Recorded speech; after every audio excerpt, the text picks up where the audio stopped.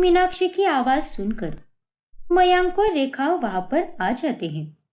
क्या हुआ मीनाक्षी? तुम इतनी जोर से क्यों चिल्ला रही हो? सब ठीक तो है ना? अरे कहाँ सब ठीक है? कल रात को रसोई में कौन गया था? वैसे मैं तो रसोई में ज्यादातर जाता ही नहीं, और कल तो तुम ही पानी लेकर आ गई थी, और फिर उसके बाद हम दोनों सो गए, इसीलिए मैं तो रसोई में बिल्कुल नहीं आया। माँ, आप आई थी क्या रसोई में? हाँ बेटा, मैं ही आई थी यहाँ पर।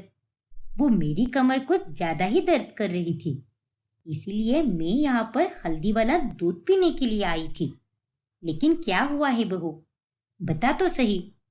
देखिए माँ जी, आप अच्छे से जानती हूँ कि मुझे गंदी रसोई बिल्कुल भी नहीं पसंद, और वैसे भी सोने से पहले गंदे बर्तन नहीं छोड़ने चाहिए।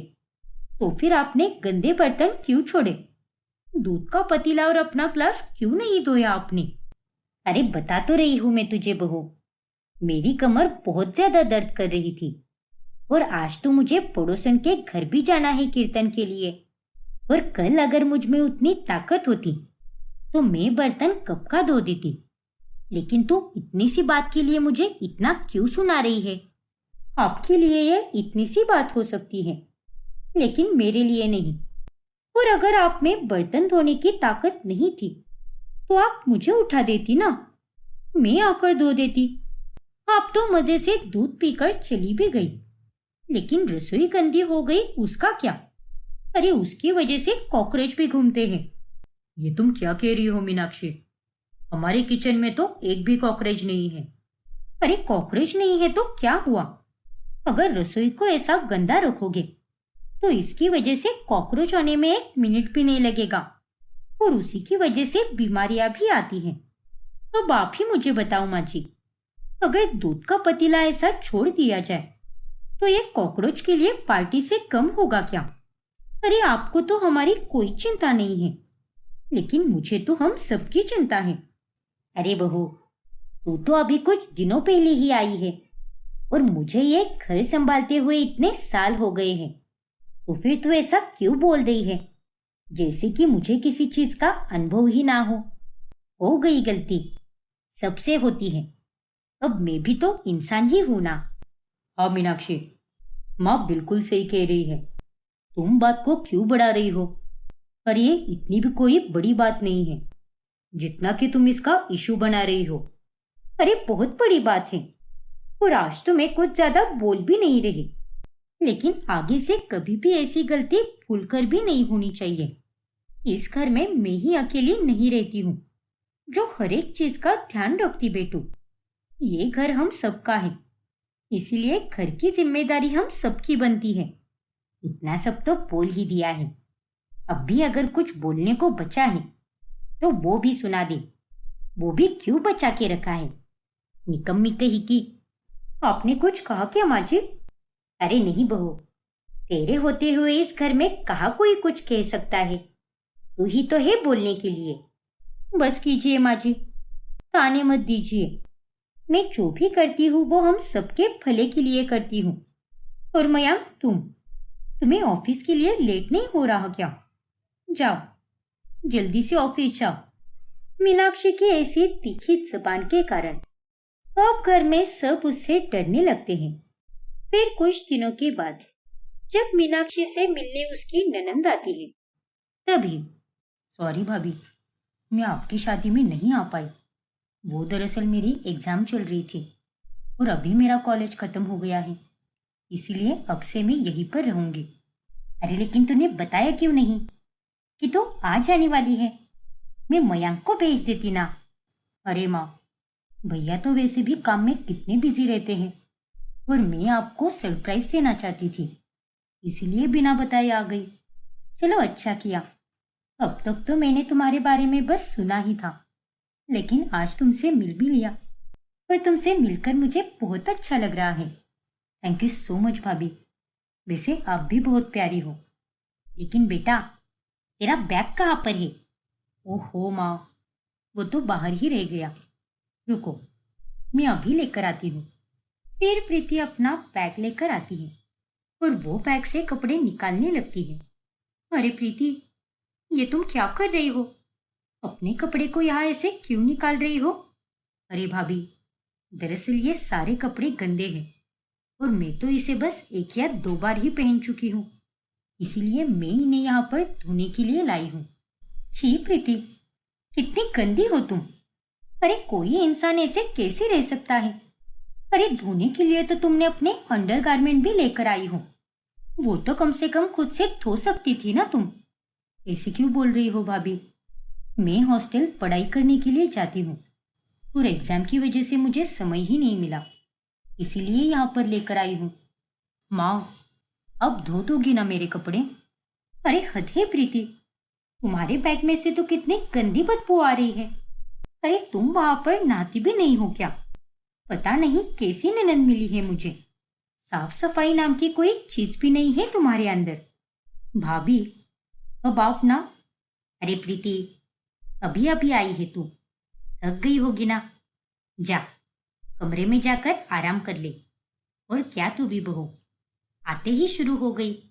रेखा बात को आगे बढ़ने ही नहीं देती और वो झगड़ा वही खत्म कर देती है। फिर शाम के समय, ये क्या है मयांक? अब छोटी से छोटी बात भी मुझे तुम्हें समझानी पड़ेगी क्या? तुमसे तो मैं परेशान हो गई हूँ अब। अरे लेकिन क्या हुआ है?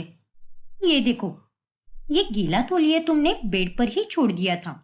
अरे कैसे हो तुम लोग? तुम्हारे अंदर तो बेसिक हाइजीन भी नहीं है। अरे बाबा, मैं तौलिया रखने ही वाला था कि तभी तुम्हारी माँ का फोन आ गया और मैं उनसे बात करने लगा, इसलिए मेरे दिमाग से ही निकल गया। हाँ हाँ, तुम तो बस बहाने पे बहाने ही देते रहते हो।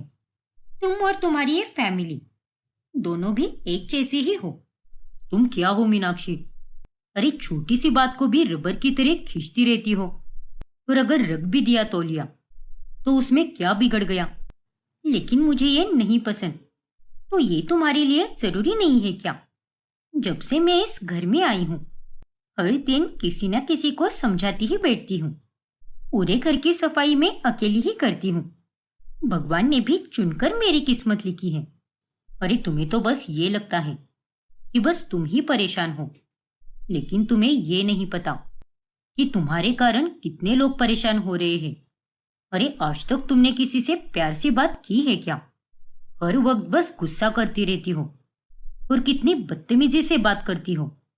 अरे जब मेरी बात किसी को समझ ही नहीं आती तो गुस्सा नहीं आएगा तो क्या होगा फिर? हाँ हाँ, गुस्सा तो बस तुम्हें ही आता है ना, हम सब के अंदर तो कोई इमोशन ही नहीं है। खैर छोड़ो, मुझे तुमसे कोई बात ही नहीं करनी।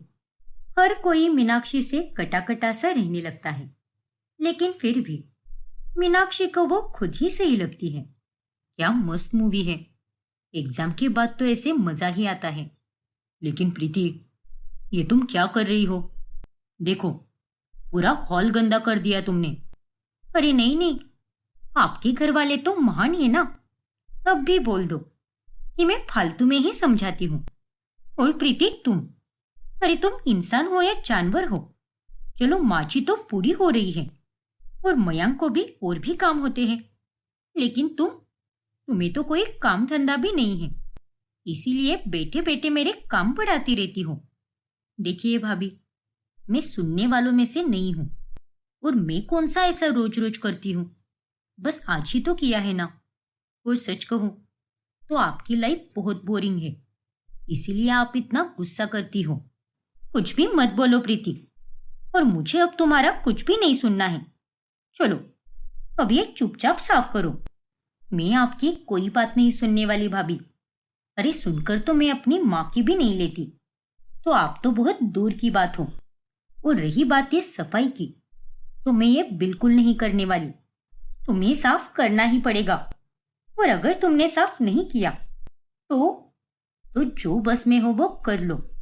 अब तो मैं ये बिल्कुल भी साफ नहीं करूंगी। रुको, मैं अभी बताती हूँ तुम्हें कि तुम घर की सफाई कैसे नहीं करोगी। अरे रुक जाओ मीनाक्षी, घर ही तो साफ करना है ना, मैं कर देता हूँ, लेकिन उसके लिए लड़ाई झगड़ा मत करो। ठीक है मयांक, अब तुम इतना कह रहे हो तो मुझे कोई दिक्कत नहीं है।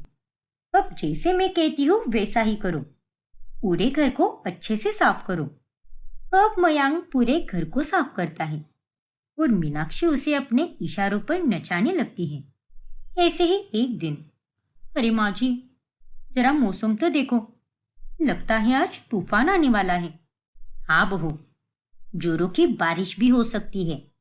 हाँ माँ जी, आप एक काम करो, घर की सारी खिड़की दरवाजे बंद कर दो, तब तक मैं छत से कपड़े लेकर आती हूँ। फिर रेखा घर के सारे खिड़की और दरवाजे बंद कर देती है और कुछ ही देर बाद आंधी और तूफान आता है। ये क्या है माँ जी? मैंने आपको बोला था ना कि दरवाजे और खिड़की बंद कर देना, लेकिन आपने मेरी बात अनसुनी कर दी। अरे आप सब तो बस ऐसे ही काम करते हो, और इस पर मैं अगर कुछ बोलने जाऊं तो मेरी ही जुबान तीखी लगती है। ये तो क्या कह रही है बहू? मैंने तो सारी खिड़कियां बंद की थी, लेकिन शायद कुंडी लगाना भूल गई और इसी वजह से धूल और मिट्टी अंदर आ गई। वाह माँ जी, अरे आपने तो ये सब कितने आराम से कह दिया, लेकिन घर की सफाई करने में मुझे कितनी दिक्कत होती है ये तो बस मुझे ही पता है। अरे भाभी, आप इतना ओवर रिएक्ट क्यों कर रही हो? अब मौसम अचानक से बदल गया तो इसमें हमारी क्या गलती है? अरे तुम तो चली ही जाओ यहाँ से, बस बात बात में मेरी ही गलती बताती रहती हो। पहले खुद को देख लो, तुमसे तो एक भी काम ढंग से नहीं होता। ऐसे ही कई दिन निकल जाते हैं। फिर कुछ दिनों के बाद जब रेखा शॉपिंग करके घर लौटती है, तभी मीनाक्षी बहू, प्रीति बेटा, ये देखो, मैंने तुम दोनों के लिए कपड़े लाए हैं। मुझे पहले से पता था माँ कि आप मेरे लिए कपड़े जरूर लेकर आओगी। ऐसा कभी हुआ है क्या कि आप शॉपिंग के लिए जाओ और मेरे लिए कुछ ना लेकर आओ? हाँ बेटा, वो तो है, लेकिन अब मेरे से एक ही बेटी नहीं है, अब तो मेरी दो दो बेटियां हैं। इसीलिए मुझे अब अपनी दोनों बेटियों के बारे में सोचना पड़ता है। बताओ तो, ये कपड़े तुम दोनों को कैसे लगे? क्या माँ, आप तो मुझे भूल ही गई हो। सारा ध्यान तो आपका बस बहू और बेटी पर ही रहता है, मुझसे तो आप प्यार ही नहीं करती। क्या तू भी बेटा कुछ भी बोलता रहता है? और तुम दोनों ऐसे शांत क्यों खड़ी हो? जल्दी बताओ कि ये कपड़े तुम्हें कैसे लगे? वाह माँ, ये सूट तो बहुत ही अच्छा है और मुझे तो इसका कलर बहुत पसंद आया। आपको अच्छे से पता है कि मुझे क्या पसंद है और क्या नहीं। वाह माँ जी, अरे आप थकती नहीं हो क्या? इतना नाटक करती हो। अब क्या हो गया बहू? बर्तन, झाड़ू, तौलिया सब कुछ अपनी जगह पर तो है, तो फिर भी तू इतना गुस्सा क्यों कर रही है? अरे आप तो बस बड़ी बड़ी बातें ही कर सकती हो, लेकिन आपकी सोच तो एकदम छोटी है माँ जी। अपनी बेटी के लिए तो आप सूट लेकर आई हो और मेरे लिए साड़ी। अरे मेरे लिए भी आप सूट ला सकती थी ना। ऐसी बात नहीं है बहू, अब तेरी शादी हो गई है, इसीलिए तेरे लिए साड़ी लेकर आई हूँ। और प्रीति तो कॉलेज जाती रहती है, इसीलिए उसके लिए मैं सूट लेकर आई हूँ। पर तुझे पता है, तेरी ये साड़ी तो सूट से भी कई ज्यादा महंगी है और कितनी अच्छी भी है, लेकिन मुझे सच में नहीं पता था कि तुझे इस बात का बुरा भी लग सकता है। और भाभी, माँ आपके लिए कितने प्यार से ये कपड़े लेकर आई है, तो आपको उनकी थोड़ी इज्जत करनी चाहिए। हाँ हाँ, जैसे माँ जी तो मेरे बारे में बड़ा सोचती रहती हैं, जो मैं उनके बारे में इतना सोचूं। बहू और बेटी में फर्क माँ जी ने किया है, और मुझे बिल्कुल भी नहीं लगा था कि आप ऐसी निकलोगी माँ जी। जितनी सीधी आप दिखती हो उतनी हो नहीं। बस करो मीनाक्षी, जो मुंह में आ रहा है वो बोले जा रही हो तुम। थोड़ा सा भी दूसरों के बारे में नहीं सोचती तुम। अरे अगर माँ तुम्हारे लिए कुछ भी नहीं लाती तब भी तुम उन्हें सुनाती, लेकिन अब वो तुम्हारे लिए कुछ लेकर आई है तो उसके बावजूद भी तुम माँ को ही सुना रही हो। मैं तो अब बाहर वाली हूं ना, तो आप तो अपनी माँ का ही साइड लोगे, मेरे बारे में क्यों सोचोगे आप? बस कर बहू, शांत हो जा। गलती हो गई मुझसे, मुझे ही ध्यान रखना चाहिए था, लेकिन अगली बार से ऐसी गलती कभी नहीं होगी। सही गलत का अंतर बिना देखे ही मीनाक्षी सबको सुना देती है, और ये सब रेखा को बिल्कुल भी पसंद नहीं आता। नमस्ते बहन जी। कैसी हो आप? नमस्ते समधन जी। मैं बिल्कुल ठीक हूँ। आप बताइए, कैसे है वहां पर सब? मेरी बेटी ठीक तो है ना? हाँ समधन जी, वैसे तो सब ठीक ही है, लेकिन आपकी बेटी काफी तीखा बोलती है। वैसे मैं शिकायत नहीं लगा रही, पर मैं उसे समझा समझा कर थक चुकी हूँ। इसलिए आप ही उससे बात कर लीजिए। क्या पता वो आपकी बात सुन ले। आप चिंता मत कीजिए समधन जी, मैं बात करती हूँ मीनाक्षी से। फिर कुछ ही देर बाद में मीनाक्षी गुस्से में सीधा अपनी सास के पास आती है। अरे बहू, तू यहाँ पर क्या कर रही है? कुछ काम था क्या तुझे? ये नाटक बंद कीजिए माँ जी। अरे मैंने आप जैसी औरत कहीं नहीं देखी। एक औरत होकर दूसरी औरत को नीचा कैसे दिखा सकती हो आप? अरे आपकी जैसी सास होने से अच्छा तो यही होता कि मेरी कोई सास ही नहीं होती। आखिर क्या हुआ है मीनाक्षी को? जानने के लिए हमारा अगला भाग देखना ना भूलें। और अगर आपने हमारा चैनल सब्सक्राइब नहीं किया है तो अभी सब्सक्राइब कीजिए और बेल आइकॉन दबाना ना भूलें। सिया, मेरी बात सुनो सिया, गलत मत समझना, प्लीज सिया। सिया को सब कुछ बहुत अजीब सा लगता है और वो बिना कुछ कहे वहां से चली जाती है। विक्रम उसे रोकने की बहुत कोशिश करता है, पर वो वहां से निकल चुकी होती है। सर मेरे बारे में ऐसा सोच भी कैसे सकते हैं? मैं उनसे 20 से 25 साल छोटी हूँ और ये सब सही नहीं है। सिया किसी को कुछ भी नहीं बताती और सीधे अपने घर चली जाती है। क्या हुआ सिया, किसी चिंता में हो क्या? तुम्हारे चेहरे से साफ साफ पता चल रहा है, कोई बात है क्या? नहीं तो भैया, ऐसा कुछ भी नहीं है, सब ठीक है। पक्का ना? हाँ भैया, आप खामखा फिक्र कर रहे हो। आप बस अपना ख्याल रखिए, मैं एकदम खुश हूँ। फिर ठीक है। अब विक्रम सिया को बार बार फोन कॉल करता है, लेकिन वो उसका कॉल ही नहीं उठाती। पता नहीं सिया के मन में अब क्या चल रहा होगा। ये सब क्या हो गया? अब मैं कैसे समझाऊं उसे? वो तो मुझसे बात भी नहीं कर रही। विक्रम भी अब बहुत परेशान हो जाता है। अरे विक्रम बेटा, सिया से कह दो कि कल शाम काम खत्म करके थोड़ी देर के लिए मेरे पास आ जाए। मैं घूमने गई थी ना, वहां से थोड़ा बहुत सामान खरीद कर लाई हूँ सबके लिए। उसके लिए भी कुछ लाया है मैंने और वही उसे देना है। अरे नहीं माँ, सिया मेरा फोन नहीं उठा रही, आप ही उसे कॉल करके बुला लो। अरे ऐसे कैसे वो तेरा फोन नहीं उठा रही? ठीक है, मैं उसे आज शाम को कॉल करती हूँ। अभी वो केक शॉप में बिजी होगी ना, इसीलिए। जी माँ। फिर शाम होने पर सुलेखा सिया को कॉल करती है। तभी सिया सुलेखा को सब कुछ बता देती है और वो सब सुनकर सुलेखा काफी चौंक जाती है। क्या विक्रम तुमसे प्यार करने लगा है? हाँ आंटी जी, अब आप ही बताइए, इतना सब होने के बाद में मैं वहां पर कैसे आऊं, कैसे बात करूं उनसे? मुझे सब कुछ बहुत अजीब लग रहा है। सिया बेटा, मैं तुम्हारी बात अच्छे से समझ सकती हूँ, लेकिन तुम चिंता मत करो। मैं तुमसे मिलने आऊंगी और मैं विक्रम से इस बारे में बात भी करूंगी। लेकिन आंटी जी। सुलेखा कॉल कट कर देती है। हे भगवान, ना जाने अब क्या होगा। जिस इंसान को मैंने एक अच्छा दोस्त माना, उसके मन में मेरे लिए ये सब चल रहा था। अभी तक मेरे दिमाग से वो सब जा भी नहीं रहा, लेकिन मुझे कुछ भी करके वो सब भुलाना ही होगा और आज के बाद मैं विक्रम सर से कभी नहीं मिलूंगी।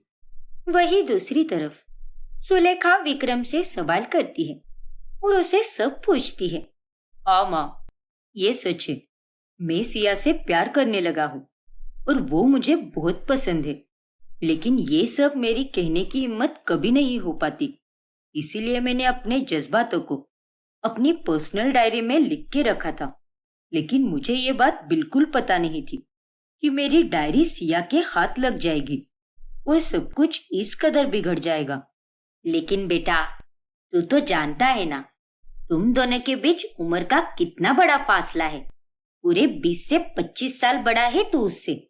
बिल्कुल उसके पिता के उम्र के बराबर। तो फिर उसके बावजूद भी तूने उससे प्यार कैसे किया? अरे माँ, अब आपको मैं क्या बताऊं। प्यार उम्र या रंग रूप देखकर नहीं होता। प्यार तो दो लोगों की आत्माओं का मिलन होता है। और मुझे तो सिया के स्वभाव से, उसकी बातों से और उसके मन से प्यार हुआ है। फिर उम्र से क्या लेना देना माँ। और मैं जानता हूँ ये समाज और आप सब मेरे प्यार को कभी समझ नहीं पाओगे, लेकिन फिर भी मैं ये दावे के साथ कह सकता हूँ कि मेरा प्यार सच्चा और पवित्र है। विक्रम बेटा, मैं तेरी माँ हूँ और मैं सब समझती हूँ। मैं तो बस तेरे मुंह से सब कुछ सुनना चाहती थी। देख बेटा, तूने कुछ गलत नहीं किया है, लेकिन सिया तुझसे प्यार नहीं करती और वो तेरे साथ अपनी जिंदगी नहीं बसा पाएगी। ये समाज अच्छा नहीं है बेटा। यहाँ के लोग तुम दोनों के प्यार को स्वीकार नहीं कर पाएंगे।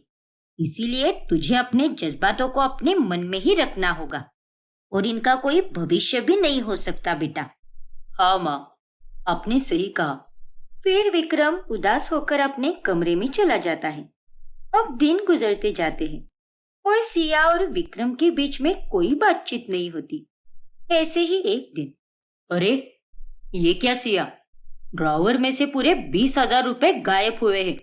सच कहो, इस सब के पीछे तुम्हारा ही हाथ है ना? नहीं सर, और ये आप कैसी बातें कर रहे हैं? ओ प्लीज सिया, अब ज्यादा अच्छी और सच्ची बनने का ढोंग मत करो। आज सुबह से शॉप में सिर्फ तुम अकेले ही हो। तो फिर तुमने चोरी नहीं की तो फिर किसने की है? बताओ मुझे। और कौन आया था यहाँ पर? मेरा विश्वास कीजिए सर, मैं यहाँ इतने महीनों से काम कर रही हूँ और अगर मुझे कुछ ऐसा करना ही होता तो मैं पहले ही कर चुकी होती।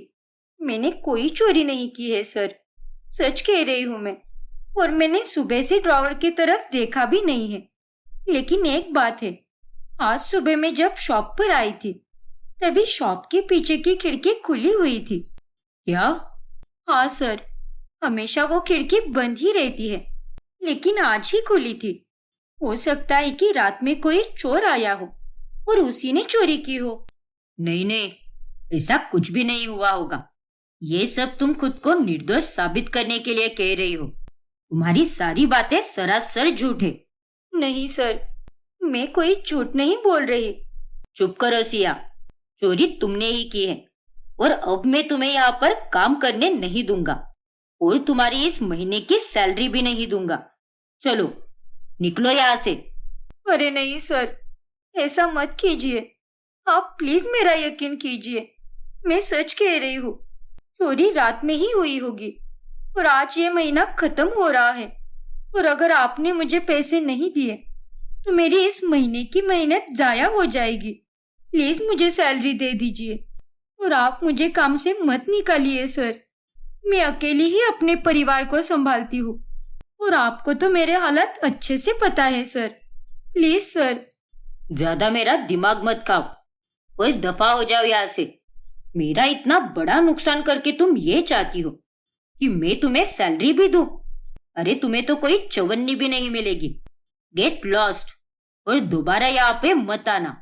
और तुम तो शुक्र मनाओ कि मैं तुम्हें ऐसे ही छोड़ रहा हूँ, वरना मेरा बस चले तो मैं तुम्हारे खिलाफ चोरी की कंप्लेंट दर्ज कर सकता हूँ। चोरनी कहीं की। रौनक की बातें सुनकर सिया अब फूट फूट कर रोने लगती है और उसे ना चाहकर भी वहां से निकलना ही पड़ता है। उस रात तेज बारिश हो रही होती है और सिया रोते रोते सड़क के किनारे बेंच पर बैठी होती है। क्यों भगवान जी, क्यों? पहले से ही मेरे जीवन में इतनी सारी मुश्किलें हैं, अब मेरा काम भी छूट गया। क्यों हमेशा सच्चे और ईमानदार लोगों के साथ ही गलत होता है?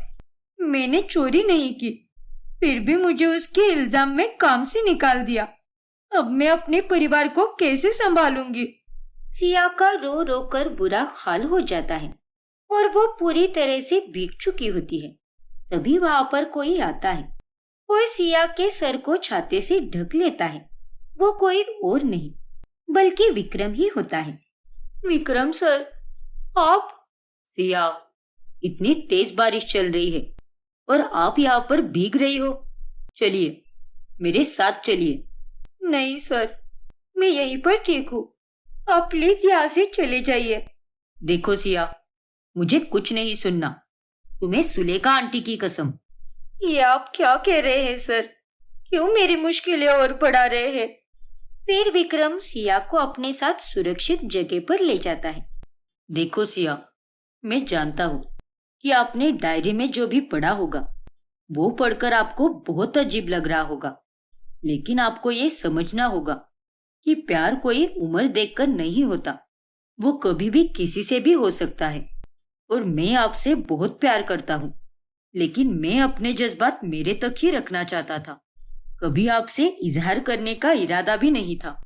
देखिए सर, मुझे इस बारे में कोई बात नहीं करनी और मैं अभी ठीक हूँ, प्लीज मुझे जाने दीजिए। नहीं सिया, मैं आज तुम्हें ऐसे ही नहीं जाने दूंगा। देखो, मैं तुमसे वादा करता हूँ कि हम दोनों के बीच में सिर्फ दोस्ती ही रहेगी, मेरी तरफ से भी और तुम्हारी तरफ से भी। और इस दोस्ती के रिश्ते में और कोई जज्बात नहीं होंगे। लेकिन प्लीज सिया, मुझसे दूर मत जाओ।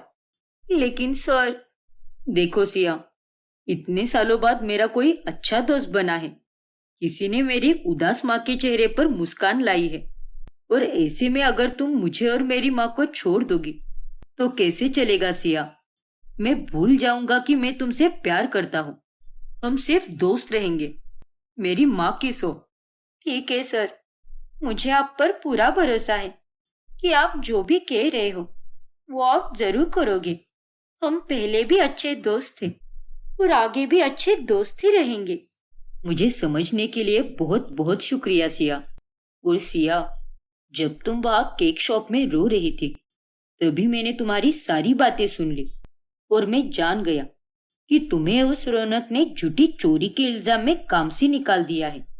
हाँ सर, और अब मेरे पास कोई काम नहीं है। तुम चिंता मत करो सिया, तुम्हें अगर पैसों की मदद चाहिए तो वो मैं कर सकता हूँ, और एक दोस्त अपने दोस्त की मदद नहीं करेगा तो कौन करेगा? नहीं सर, मैं आपसे कोई पैसे नहीं लूंगी, मुझे अपने पर किसी का उधार नहीं चाहिए। ठीक है सिया, अगर तुम्हें आत्मनिर्भर होकर ही पैसे चाहिए तो मैं तुम्हें काम देता हूँ, मेरी कंपनी में काम करो। तुम्हारी पढ़ाई तो पूरी हो चुकी है ना? हाँ सर, हो चुकी है। फिर तो कोई प्रॉब्लम नहीं। अगर तुम्हें काम समझ भी नहीं आया तो वहां पर बहुत सारे लोग हैं तुम्हें मदद करने के लिए, और तुम पैसों की चिंता करना छोड़ दो, सब ठीक हो जाएगा, मैं हूं ना। शुक्रिया सर। अब सिया विक्रम की कंपनी में काम करने लगती है और वो उसे सब कुछ अच्छे से समझाता है। विक्रम और सिया एक साथ ही ऑफिस जाते और एक साथ ही वापस लौटते। वो दोनों अब साथ में बहुत सारा वक्त बिताते हैं। विक्रम सर, ये मेथी के पराठे मेरी माँ ने बनाए हैं और ये चटनी मैंने बनाई है। वाह सिया, पराठे तो काफी टेस्टी है और ये चटनी भी। मानना पड़ेगा, तुम्हारी माँ और तुम दोनों भी मास्टर शेफ हो। Thank you sir. अब सिया और विक्रम के बीच में जो खटास आ गई थी वो धीरे धीरे दूर होने लगती है। फिर एक रोज अचानक से सिया को घर से कॉल आता है। क्या हुआ सिया? सर, माँ की तबीयत बहुत खराब है, उन्हें एडमिट करना होगा। रिपोर्ट्स में डेंगू आया है, लेकिन अभी मेरे पास उतने पैसे है ही नहीं कि मैं अपनी माँ को एडमिट करूं। मुझे तो कुछ भी समझ नहीं आ रहा। तुम फिक्र मत करो सिया, मैं कुछ करता हूँ। लेकिन सर, आपकी तो एक बड़े क्लाइंट के साथ मीटिंग है ना अभी। तुम पागल हो क्या सिया? अरे मीटिंग इम्पोर्टेंट है या तुम्हारी माँ की तबीयत? अब चलो जल्दी। फिर विक्रम और सिया फौरन जमुना को एक हॉस्पिटल में एडमिट करते हैं और कुछ ही दिनों के बाद सिया की माँ ठीक हो जाती है। ये लो सिया, ये पेपर स्प्रे है। आजकल बाहर का माहौल ठीक नहीं है, अगर तुम अकेली रहो और कोई तुम्हें सताए तो सीधा इसका इस्तेमाल करना, बिल्कुल मत डरना। Thank you sir. विक्रम हर बार सिया की मदद करता है, उसकी एक सच्चे साथी की तरह देखभाल भी करता है, और ये सब देखकर सिया को भी उससे प्यार होने लगता है। विक्रम सर हर मोड़ पे मेरे साथ खड़े रहे। ऐसा तो एक सच्चा प्यार करने वाला ही कर सकता है। उन्होंने बिल्कुल सच कहा था कि प्यार उम्र वगैरह देखकर नहीं होता। प्यार तो दो लोगों के मन का मिलाप होता है। पहले पहले तो मुझे कुछ समझ में भी नहीं आता था कि मेरे साथ ये सब क्या हो रहा है, लेकिन अब मुझे सब समझ आ रहा है कि ये एहसास कोई और नहीं बल्कि प्यार ही है। फिर सिया विक्रम को एक सुंदर सी जगह पर बुलाती है। अरे सिया, तुमने मुझे यहाँ पर क्यों बुलाया है? कुछ जरूरी बात करनी थी क्या मुझसे? हम ऑफिस में भी तो मिल सकते थे ना। नहीं विक्रम सर, ये बात मैं आपसे ऑफिस में नहीं कर सकती, क्योंकि मैं आपसे प्यार करने लगी हूँ। I love you sir. क्या? सिया के मुंह से ये बातें सुनकर विक्रम एकदम हैरान रह जाता है। अब आगे क्या होगा जानने के लिए हमारा अगला भाग देखना ना भूले। और अगर आपने हमारा चैनल सब्सक्राइब नहीं किया है तो अभी सब्सक्राइब कीजिए और बेल आइकन दबाना ना भूले। अभिराज जल्दी से पिया के चेहरे पर पानी छिड़कता है, जिसके बाद उसे होश आ जाता है। पिया, अभी तुम ठीक हो ना? ये लो, पानी पियो, तुम्हें बेहतर महसूस होगा। फिर पिया पानी पीती है। हाँ मैं अभी ठीक हूँ और अब मुझे बेहतर महसूस हो रहा है। माफ कीजिए अंकल आंटी, मैं आपके घर आते ही बेहोश हो गई। कोई बात नहीं पिया बेटा, मौसम भी तो कितना खराब चल रहा है, इसीलिए तुम्हें कमजोरी आ गई होगी। हाँ बेटी, अपनी तबीयत का ध्यान रखा करो। जी अंकल। वैसे तुम्हारे परिवार में कौन कौन रहता है? अंकल, मैं जब 7वीं कक्षा में पढ़ रही थी तभी मेरे माँ और पापा दोनों इस दुनिया को छोड़कर चले गए और फिर मैं अपने बुआ जी और फूफा जी के पास रही। लेकिन उन्होंने भी मुझे हमेशा एक नौकरानी की तरह ही रखा और जब मेरी जॉब चली गई तब वो लोग मेरे साथ बहुत ही खराब व्यवहार कर रहे थे। इसीलिए उन सब से तंग आकर मैंने वो घर छोड़ दिया। और फिर उसके बाद क्या हुआ बेटी? और फिर मैं भाग भाग कर यहाँ चली आई और मुझे अभी ने पुलकित बाई के घर पर रहने दिया और जॉब भी दे दी और उसके बाद हम दोनों को एक दूसरे से प्यार हो गया। पिया बेटी, तुम्हारे साथ जो भी हुआ है बहुत बुरा हुआ, लेकिन तुम अब फिक्र मत करो, क्योंकि तुम्हारा ये नया परिवार हमेशा तुम्हारे साथ है। अभी भी तुमसे बहुत प्यार करता है और मैं उसकी खुशी की बहुत इज्जत करता हूँ और इसीलिए मैं इस रिश्ते के लिए तैयार हूँ। हाँ पिया बेटी, वैसे बातचीत करने में भी तुम बहुत अच्छी हो और तुम्हारी शक्ल देखकर ही समझ आता है कि तुम एक बहुत ही गुणी बहू बनोगी। शुक्रिया आंटी। फिर मुहूर्त निकलवाकर उन दोनों की शादी हो जाती है और पिया अपने ससुराल आती है। फिर एक रोज पिया चाय और नाश्ता लेकर अपने सास ससुर के कमरे में जाती है। तभी वहां पर केवल गगन ही होता है और गगन को देखते ही अचानक से पिया के हाथ कांपने लगते हैं और उसके सिर में वापस दर्द होने लगता है। अरे पिया बेटी, आओ ना, अच्छा हुआ जो चाय लेकर आई। कब से मैं चाय का इंतजार कर रहा था।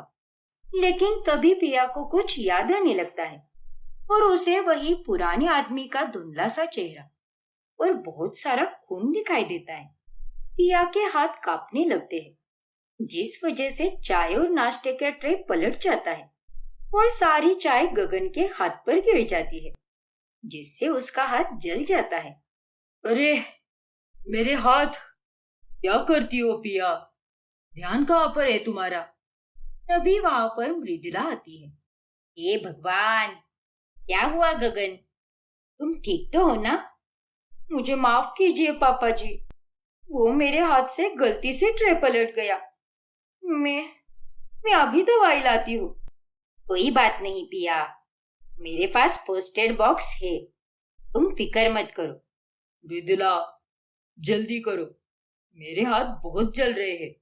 फिर मृदुला फटाफट से गगन के हाथ पर दवाई लगा देती है, जिससे उसे राहत मिलती है। तुम्हारा ध्यान कहाँ पे था पिया? और तुम्हारे हाथ में इतनी भी जान नहीं है क्या? एक मामूली ट्रे भी नहीं पकड़ पाई तुम। कभी बेहोश हो जाती हो तो कभी हाथ से ट्रे गिरा देती हो। बड़ी अजीब लड़की हो तुम। अब जाने दो ना, हो जाता है कभी कभार। माफ कीजिए पापा जी, आइंदा से ऐसी गलती नहीं होगी। फिर पिया अपने कमरे में चली जाती है और वो उसी सोच में डूबी रहती है। बार बार मुझे वही आदमी क्यों दिखाई देता है? उसका चेहरा भी सही तरह से दिखाई नहीं देता। और वो खून खून क्यों दिखाई देता है मुझे? और बार बार मेरा सर क्यों दर्द होता है? आखिर मेरे साथ ये सब क्या हो रहा है? या हे भगवान, कहीं इसने सब कुछ सुन तो नहीं लिया ना? खामखा ये भी परेशान हो जाएगा। मैं भी ना सच में पागल हूँ। क्या हुआ मोहतरमा? कौन सी गहरी सोच में डूबी हुई हो? कोई चिंता वाली बात है क्या? शुक्र है भगवान का कि इसने कुछ भी नहीं सुना। अरे नहीं अभी, ऐसा कुछ भी नहीं है। वो बस शादी की थकान है, बाकी कोई बात नहीं है। पक्का ना? हाँ बाबा, अगर कोई चिंता वाली बात होती तो मैं सबसे पहले तुम्हें ही आकर कहूंगी ना। हाँ, वो बात भी है। फिर एक दिन जब स्टाफ छुट्टी पर होते हैं, तभी पिया हर कमरे की सफाई कर रही होती है और ऐसे ही उसे सफाई करते समय गगन के कमरे में उसकी 21-22 साल पुरानी तस्वीर मिलती है और वो तस्वीर देखकर पिया के पसीने छूटने लगते हैं और उसकी सांसें तेज हो जाती है। ये तस्वीर देखकर मुझे क्या हो रहा है? तभी वहां पर मृदुला आती है। अरे पिया, क्या हुआ तुम्हें? तुम्हें इतना पसीना क्यों छूट रहा है, जबकि एसी भी ऑन है? तुम ठीक तो हो ना? हाँ आंटी, मैं बिल्कुल ठीक हूँ। वो एसी मैंने अभी अभी चालू किया है और बहुत देर से सफाई कर रही थी ना, इसीलिए पसीने छूट रहे हैं। अच्छा, ठीक है बेटी। वैसे अगर तुम्हें मदद की जरूरत हो तो मुझे बता देना, हिचकिचाना मत, क्योंकि मैं ये बिल्कुल भी नहीं चाहती कि घर के सारे काम का बोझ तुम पर आए। नहीं माँ जी, अभी तक तो मुझे कोई मदद नहीं चाहिए। अगर लगेगी तो मैं आपको जरूर बताऊंगी। ठीक है बेटी। घर के साथ साथ पिया अब अभिराज की कंपनी भी संभालने लगती है और वो एक प्रकार से उस कंपनी की आधी मालकिन ही बन जाती है। देखो ना अभी, जिंदगी भी कितनी अजीब होती है। कल तक मैं इस कंपनी की एक मामूली एम्प्लॉय थी और आज देखो, आज मैं यहाँ की मालकिन बन चुकी हूँ। हाँ पिया, लेकिन जो कुछ भी हुआ है काफी अच्छा हुआ है और मैं बहुत खुश हूँ कि मुझे तुम मिली। तुम्हारे आने से मेरी लाइफ पूरी हो चुकी है और मुझे अब अपनी जिंदगी से और कुछ भी नहीं चाहिए। हाँ अभी, मैं भी बहुत खुश हूँ कि मुझे तुम जैसा जीवन साथी मिला। अब हम दोनों मिलकर खूब मेहनत करेंगे और हमारी इस कंपनी को और ऊंचाई तक लेकर जाएंगे। हाँ पिया, वैसे तुम तो मेरे जीवन की लक्ष्मी हो और तुम्हारे साथ से मेरे जीवन में सब कुछ एकदम अच्छा ही होगा। देखना तुम्हारे विचार बहुत अच्छे हैं अभी। आजकल के जमाने में तुम जैसे लड़के बहुत कम मिलते हैं और शुक्रिया अभी, तुमने आज तक मेरे लिए बहुत कुछ किया है। फिर एक दिन जब पिया कार में सवार होकर एक मार्केट के रास्ते से गुजर रही होती है, तभी उसे कार में से एक बूढ़ा आदमी दिखाई देता है और उसे देखकर वो हैरान रह जाती है। ये बूढ़े काका, ये कौन है और मुझे ऐसा क्यों लग रहा है कि मैंने इन्हें पहले भी देखा है? आखिर कौन है ये? ड्राइवर, 1 मिनट गाड़ी रोको। पिया गाड़ी रुकवा कर गाड़ी से बाहर आती है और वह उसी बूढ़े आदमी का पीछा करने लगती है। काका, रुक जाइए काका। 1 मिनट काका, मेरी बात तो सुनिए काका। पर वो बूढ़ा आदमी भीड़ में गायब हो जाता है और पिया उसे ढूंढ ही नहीं पाती। कौन थे वो काका? मेरा दिल उन्हें देखकर इतना घबराने क्यों लगा, तड़पने लगा। आखिर इन सब लोगों का मेरी जिंदगी से क्या ताल्लुक है? पिया को कुछ समझ नहीं आ रहा था कि उसके साथ आखिर ये सब क्या चल रहा है। फिर रात में डिनर के समय, क्या हुआ पिया बेटी? बहुत गुमसुम लग रही हो तुम। ध्यान कहाँ पर है तुम्हारा? खाना ठंडा हो रहा है। हाँ, कुछ नहीं पापा जी। मैं तो बस कंपनी के किसी काम के बारे में सोच रही थी, और कुछ नहीं। पिया बेटी, काम की चिंता ऑफिस में ही छोड़ के आया करो, और अगर घर आओ तो बस बेफिक्र होकर चैन से आराम किया करो। इतनी ज्यादा चिंता करोगी तो तुम्हारी तबीयत खराब हो जाएगी। अभी है ना, वो सब संभाल लेगा। हाँ माँ जी, आपने बिल्कुल सही कहा। फिर एक रात पिया को सपने में फिर से वही आदमी दिखाई देता है, और उसे इस बार खून से भरा हुआ चाकू भी दिखाई देता है। और वो देखकर अचानक से पिया चिल्लाते हुए उठती है। नहीं! पिया, क्या हुआ तुम्हें? पिया की आवाज सुनकर वहां पर गगन और मृदुला भी आते हैं। क्या हुआ पिया? तुम ठीक तो हो ना? तुम्हारी आवाज हमारे कमरे तक आई, इसलिए हमें यहाँ पर आना पड़ा। अरे सपने में कोई भूत वूत देख लिया क्या तुमने? अभी अभी मुझे बहुत डर लग रहा है। तुम डरो मत पिया, मैं हूं ना तुम्हारे पास। मॉम डैड भी है। तो फिर तुम इतने क्यों घबरा रही हो? नहीं अभी, मैं तुम्हें समझा नहीं पा रही। लगता है इसने कोई बुरा सपना देख लिया, इसीलिए ऐसे चिल्ला पड़ी। अभी तुम पिया का ख्याल रखो। हाँ पापा। फिर अभी पिया को पानी देता है, जिसके बाद वो उसे सोने के लिए कहता है, और पिया जैसे तैसे करके घबराते हुए सो जाती है। फिर अगले दिन, अभी बेटा, गगन, मुझे ऐसा लगता है कि हमें पिया को किसी अच्छे डॉक्टर को दिखाना चाहिए, क्योंकि वो जब से यहाँ पर आई है तब से मैं देख रही हूँ कि वो हर वक्त डरी डरी सी रहती है। कुछ तो बात है। एक बार अगर हमने डॉक्टर को दिखा दिया तो हमें भी तसल्ली मिल जाएगी। क्यों, सही कहा ना मैंने? हाँ मॉम, आप सही हो। मैं आज ही डॉक्टर को बुलाता हूँ। दीक्षित डॉक्टर को बुलाना, वो काफी अच्छे डॉक्टर है। उतने में वहां पर पिया आती है। नहीं, मैं किसी भी डॉक्टर से कोई इलाज नहीं करवाऊंगी। मैं क्या कोई बीमार इंसान हूँ क्या, जो मुझे देखने के लिए डॉक्टर घर पे आए? लेकिन पिया, तुम्हारा बार बार चिल्लाना, सर दर्द करना, अजीबो गरीब तरह से बर्ताव करना, ये सब सही नहीं है, और हमें तुम्हारी बहुत चिंता है। इसीलिए हमने ये फैसला लिया है। देखो अभी, मैं आप तीनों की चिंता अच्छे से समझ सकती हूँ, लेकिन सच बोल रही हूँ, मुझे कोई परेशानी नहीं है। मैं अभी बिल्कुल ठीक हूँ, और मुझे जो भी कुछ हो रहा था वो सब बस थकावट और चिंता के कारण हो रहा था। लेकिन अब मैंने काम करना भी कम कर दिया है, और किसी बात की चिंता करनी भी छोड़ दी है। इसीलिए अब सब कुछ ठीक है। ठीक है पिया, अगर तुम इतना कह रही हो तो हम तुम पर कोई जबरदस्ती नहीं करेंगे। शुक्रिया माँ जी। इतना कहकर पिया वहां से चली जाती है। अभी बेटा, अगर पिया किसी डॉक्टर के पास नहीं जाना चाहती तो तुम उसे कहीं घुमाने लेकर जाओ। हाँ बेटा, तुम्हारी माँ बिल्कुल सही कह रही है। वैसे भी तुम दोनों शादी के बाद हनीमून के लिए भी नहीं गए। एक बार घूमकर आओ बेटा, इसी बहाने पिया को भी अच्छा लगेगा और वो ठीक भी हो जाएगी। यस मॉम डैड, अब मैं यही करता हूँ।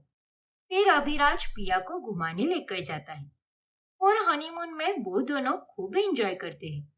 लेकिन जब अभिराज सो रहा होता है तभी पिया अपने कॉटेज के बाहर आकर नदी के पास चली जाती है, और उसका पैर अचानक से फिसल जाता है, जिस कारण वो नदी में गिर जाती है, और तैरने न आने के कारण वो डूबने लगती है। बचाओ, अभी अभी मुझे बचाओ। ये तो पिया की आवाज है। पिया? अरे नहीं, पिया को तो तैरने भी नहीं आता। पिया, तुम हिम्मत मत हारना, मैं आ रहा हूँ, घबराओ मत। फिर अभी फौरन पानी में कूदता है, और वो पिया को बचाकर बाहर लेकर आता है। फिर थोड़ी देर बाद, क्या करती हो तुम पिया? अगर आज तुम्हें कुछ हो जाता तो मैं क्या करता? माफ कर दो अभी, लेकिन मैं तो बस नदी के पास गई थी। फिर अचानक से मेरा पैर फिसल गया और मैं नदी में गिर गई। देखो पिया, तुम्हारी जान मेरे लिए बहुत कीमती है, इसीलिए तुम अकेली कहीं भी मत जाओ। प्लीज मेरे साथ ही रहो। मेरी नजरों से अगर एक पल के लिए भी तुम ओझल हो जाती हो तो मुझे बहुत डर लगता है। माफ करना अभी, आगे से मैं अकेले कहीं भी नहीं जाऊंगी। लेकिन ये बात तुम माँ जी और पापा जी को मत बताना, वरना वो दोनों फिर से परेशान हो जाएंगे। अभिराज और पिया अच्छे से घूम फिर कर वापस अपने घर लौट आते हैं। फिर कुछ ही दिनों बाद पिया घर के लाइब्रेरी में जाती है। तभी वहां पर ढेरों किताबें देखकर वो बहुत खुश होती है। अरे वाह, यहाँ पे तो कितनी किताबें हैं और सारी किताबें बहुत इंटरेस्टिंग लग रही है। लेकिन लगता है सालों से किसी ने इन्हें छुआ तक नहीं है, इसीलिए यहाँ पर इतनी धूल मिट्टी जम गई है। अरे, ये इतने सारे अखबार, ये तो काफी पुराने लग रहे हैं। ये क्या? ये तो 20-22 साल पुराना अखबार है। तभी वहां पर एक अखबार को देखकर पिया बहुत चौंक जाती है। खन्ना फैक्ट्रीज में बॉम्ब ब्लास्ट। ये बॉम्ब ब्लास्ट, ये हेडलाइन। पिया के सिर में फिर से दर्द होने लगता है और अब उसे दो आदमी बातचीत करते हुए दिखाई देते हैं, लेकिन उनकी शक्ल वो नहीं देख पाती और वो काफी परेशान हो जाती है। मुझे फिर से वही हो रहा है, लेकिन मुझे अपने आप को संभालना होगा, क्योंकि अगर किसी ने मुझे ऐसे देख लिया तो उन्हें बहुत परेशानी होगी।